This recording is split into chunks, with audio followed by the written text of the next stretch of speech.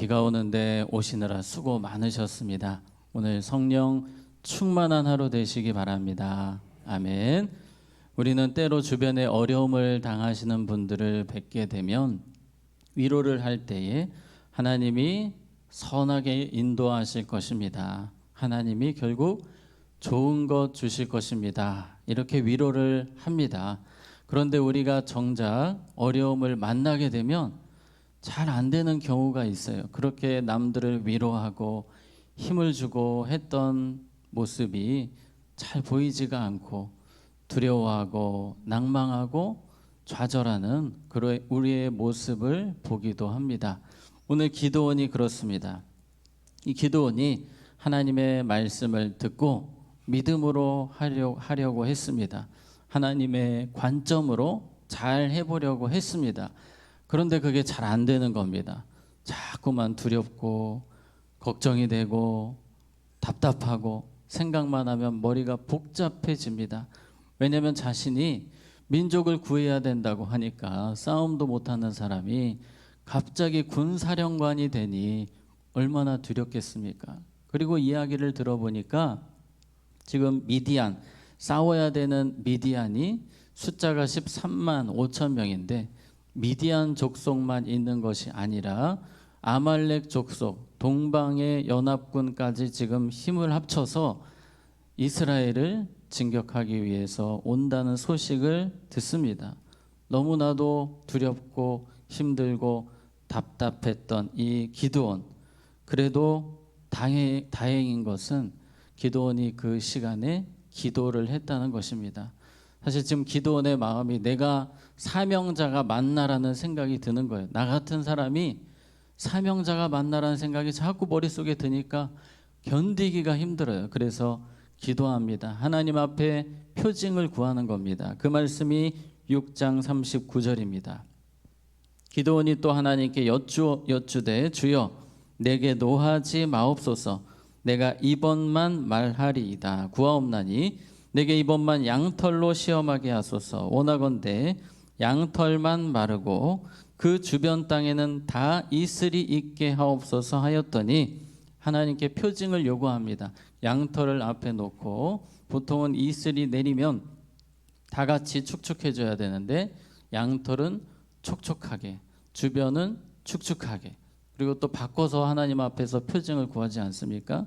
이런 식으로 하나님 앞에 표징을 구할 때에 놀랍게도 하나님께서 기드온이 요청한 대로 다 해주십니다. 40절에 보면 그 밤에 하나님이 그대로 행하시니 기드온이 원했던 대로 보여주시니 곧 양털만 마르고 그 주변 땅에는 다 이슬이 있었더라.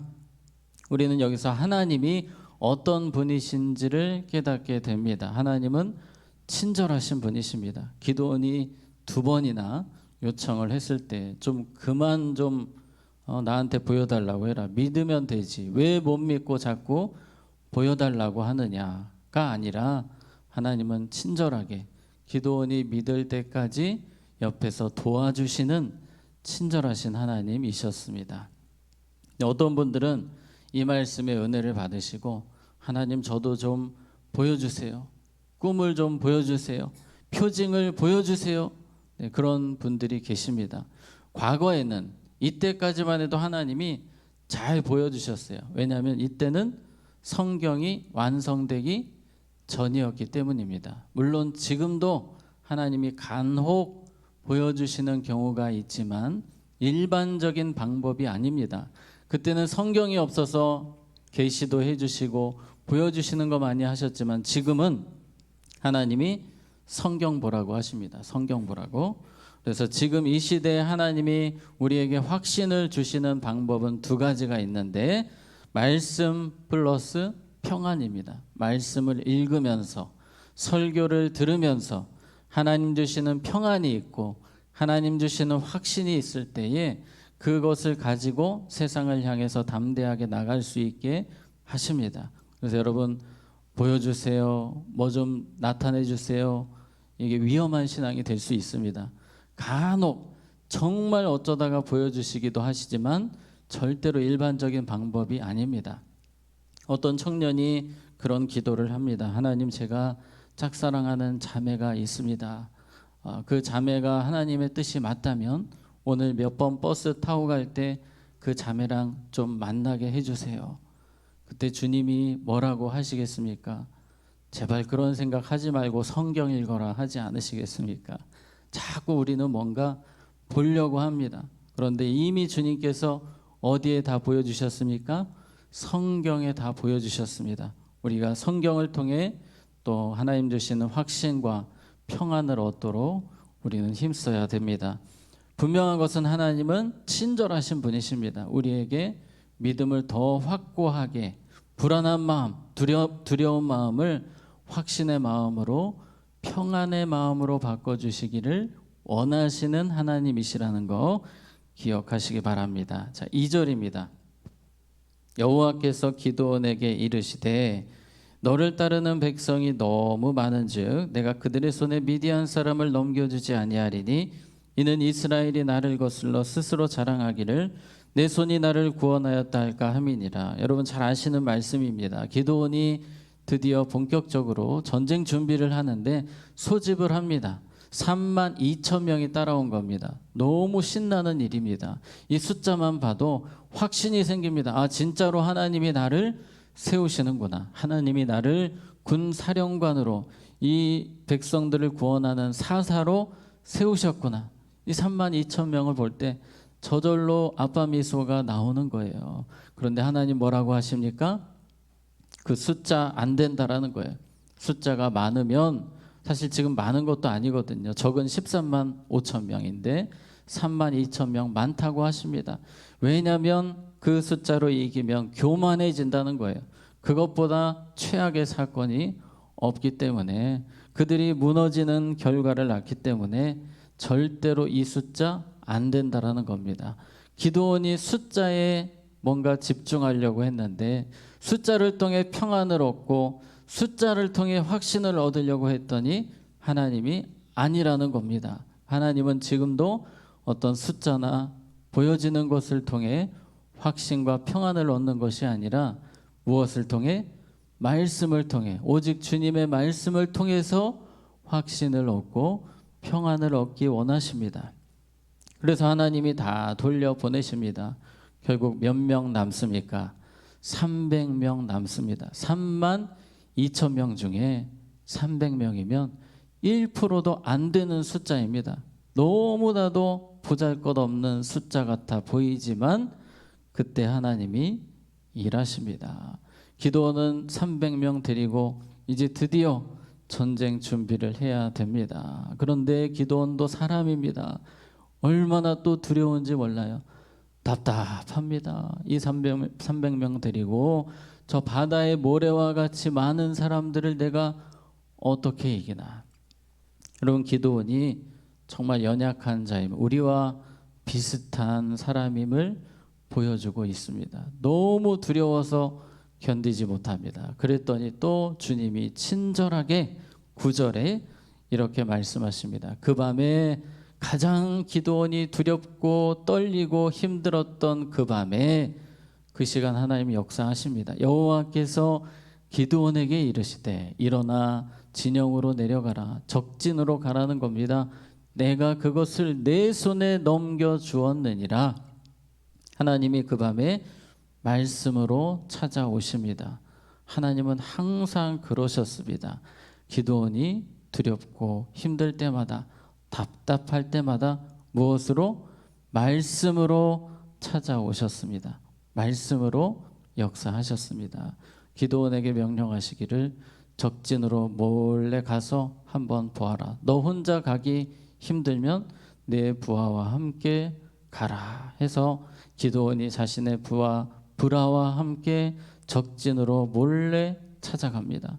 찾아갔더니 얼마나 많은지 몰라요. 진짜 메뚜기 때 바다의 모래처럼 그 많은 숫자를 보고 그냥 쓰러지기 직전인데 기드온이 몰래 숨어서 이야기를 듣습니다. 그 병사들끼리 이야기하는데 꿈 이야기를 하는데, 그 이야기를 들어보니까 해몽을 해주기를 기드온의 칼이 이긴다는 거예요. 결국은 우리 다 망했다는 겁니다. 우리는 죽었다. 숫자 많으면 뭐하냐. 우리는 기드온한테 끝난 목숨이다. 이런 이야기를 하고 있는 것을 기드온이 딱 보고 하나님의 말씀대로 하나님이 일하고 계시는구나. 300명으로 이길 수 있겠구나 확신이 드는 겁니다. 그래서 다시 진영으로 돌아와서 15절에 기드온이 그 꿈과 해몽하는 말을 듣고 경배하며 하나님께 영광을 돌리고 이스라엘 진영으로 돌아와 이르되 일어나라. 여호와께서 미디안과 그 모든 진영을 너희 손에 넘겨주셨느니라 하고 아멘. 하나님 주시는 확신을 가지고 담대하게 300명을 향해서 명령을 합니다. 이제는 기드온이 완전 달라졌습니다. 지금까지는 하루에도 12번도 더 변하는 마음이었다면 이제는 하나님 주시는 확신이 생기니까 아무것도 두렵지 않습니다. 그 담대함으로 300명을 끌고 가는 사람이 됩니다. 300명에게 힘을 주는 사람이 되고 300명의 마음에 담대함을 주는 선한 영향력을 끼치는 사람이 된 겁니다. 17절에 보니까 그들에게 이르되 너희는 누구만 보고? 나만 보고. 지금까지는 기드온이 이 정도 아니었어요. 그런데 얼마나 지금 확신이 있으면 나만 따라와라. 그리고 내가 하는 대로 하면 된다. 내가 그 진영 근처에 이르러서 내가 하는 대로 너희도 그리하여 내가 너희들을 이끌 테니까 너희들은 내가 시키는 대로 하면 되고 두려워할 것도 없고 복잡하게 생각할 것도 없다는 겁니다. 지금 기드온이 확신이 생기니까 하나님의 지혜로 적진에 들어가서 하면 된다는 확신이 온 겁니다. 확신이 생기고 담대함이 생기니까 선한 영향력을 끼치고 있습니다. 우리의 삶에 확신이 필요합니다. 주님 주시는 평안함, 담대함이 있을 때에 그 은혜가 우리 가족들에게 흘러가고 우리 성도님들에게 흘러가게 됩니다. 그래서 오늘 기도할 때에 하나님 나에게 더 믿음을 견고하게 세워주시고 담대한 믿음, 나에게 더욱더 확신 있는 믿음을 달라고 기도하는 이 시간 되시기 바랍니다.